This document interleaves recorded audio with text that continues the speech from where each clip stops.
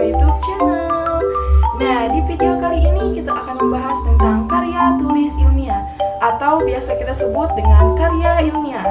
Nah, teman-teman, karya ilmiah ini penting loh untuk kita pelajari karena karya ilmiah ini akan dibutuhkan dalam kegiatan pendidikan dan pekerjaan di masa mendatang. Nah, apa sih karya ilmiah itu? Nah, jadi singkatnya, karya ilmiah adalah tulisan yang berisi tentang fenomena yang ditulis berdasarkan kenyataan. Nah, informasi dalam karya ilmiah terdiri atas fakta, data, serta solusi yang coba dipecahkan melalui suatu kajian. Nah, teman-teman, agar semakin jelas, yuk kita simak penjelasan lengkapnya tentang pengertian, ciri-ciri, hingga jenis karya tulis ilmiah. Sebelum ke video selanjutnya, jangan lupa like and subscribe ya teman-teman. Terima kasih. Nah, yang pertama, pengertian karya tulis ilmiah. Nah, jadi karya tulis ilmiah adalah tulisan atau laporan tertulis yang memaparkan hasil penelitian atau kajian suatu masalah oleh seseorang atau kelompok dengan memenuhi kaidah dan etika keilmuan.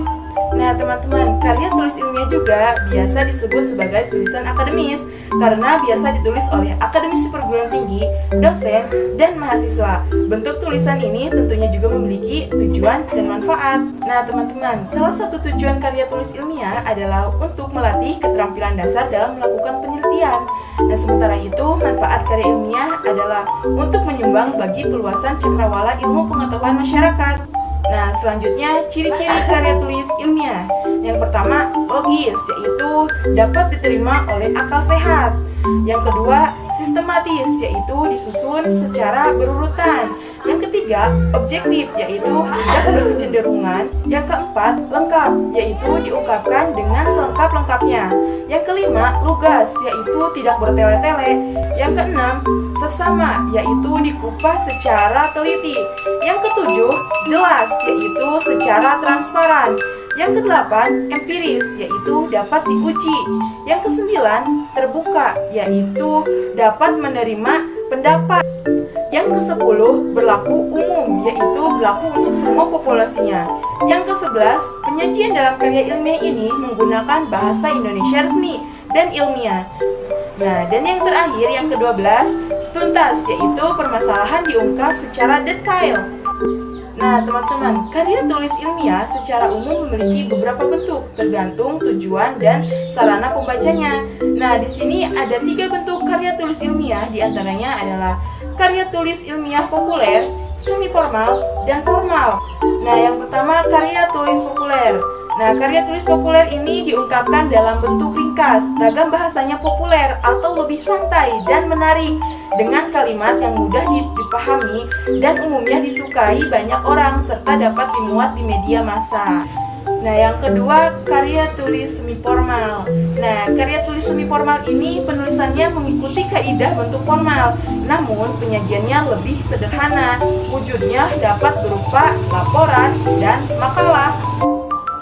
Nah, dan yang terakhir, yang ketiga, karya tulis formal. Nah, karya tulis formal wujudnya haruslah memenuhi unsur-unsur kelengkapan akademis secara lengkap, misalnya skripsi, tesis, maupun disertasi.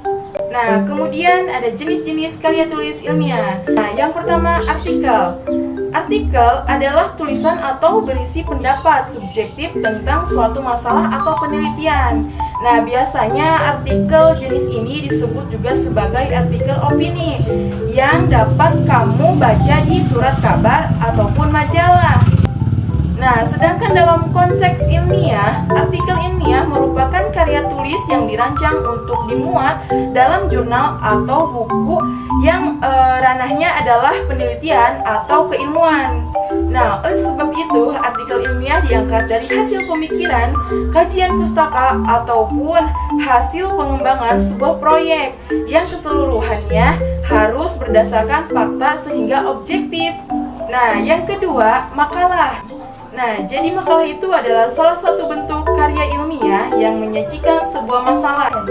Nah, dalam penyelesaiannya, makalah juga mengandalkan data yang ada di lapangan. Karya ilmiah ini bersifat empiris dan juga objektif. Dalam penyajiannya, makalah biasa dipresentasikan dalam sebuah kegiatan seminar, skripsi. Nah, skripsi ini adalah karya ilmiah yang dibuat oleh mahasiswa untuk mendapatkan gelar sarjana S1. Nah, skripsi merupakan karangan ilmiah yang ditulis oleh mahasiswa sebagai bagian dari penyelesaian akhir pendidikan akademisnya. Nah, yang keempat, kertas kerja. Pada dasarnya sama saja dengan makalah, namun dibuat dengan analisa yang lebih mendalam dan tajam serta dipresentasikan pada seminar ataupun loka karya yang biasanya dihadiri oleh ilmu. Nah, yang kelima, paper, sebutan khusus untuk makalah di kalangan mahasiswa dalam kaitannya dengan pembelajaran dan pendidikan sebelum menyelesaikan jenjang studi diploma, S1, S2, atau S3. Nah, sistematika penulisannya pun sama saja dengan artikel dan makalah, tergantung panduan yang berlaku di perguruan tinggi yang bersangkutan. Nah, yang keenam, tesis, karya tulis mahasiswa untuk menyelesaikan program studi S2 atau pasca sarjana yang bersifat lebih mendalam dibandingkan dengan skripsi. Nah, tesis mengungkapkan pengetahuan baru yang didapat dari penelitian yang dilakukan individu yang bersangkutan. Nah, yang terakhir, yang ketujuh, disertasi. Disertasi diperuntukkan bagi mahasiswa program S3 atau tugas akhir untuk meraih gelar DR atau dokter. Nah, adapun dalam pengerjaannya, disertasi lebih berfokus mengemukakan hasil analisis oleh penulis yang dapat dibuktikan kebenarannya, kecocokan, dan keakuratan data dengan realita yang ada. Nah, disertasi harus berisi suatu temuan terbaru dari penulis itu sendiri yang bersifat orisinal. Hanya itu yang bisa saya sampaikan, kurang lebihnya mohon maaf. Wassalamualaikum warahmatullahi wabarakatuh. See you next video, teman-teman.